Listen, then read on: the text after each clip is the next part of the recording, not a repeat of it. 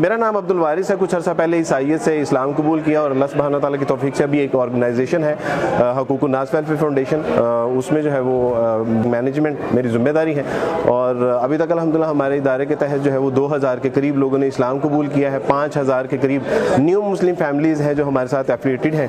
تو لیکن ہمیں تو 2000 یا 5000 لوگوں میں دیر از نو اینی سنگل کیس کہ جس کو جو ہے وہ فورس کنورٹ کیا گیا, جس کے اوپر الزام لگایا جا رہا ہے کہ مظلوم جس کو ظاہر کیا جا رہا ہے, وکٹمائز جس کو شو کیا جا رہا ہے, وہ تو ہم ہیں. اور جب ہم یہ بات کرنے کے لیے آگے آئے ہیں تو ہمیں بات بھی کرنے دی جا رہی ہے, ہمیں انٹرپٹ کیا جا رہا ہے, اسٹیج سے جو ہے وہ نیچے اتار دیا گیا.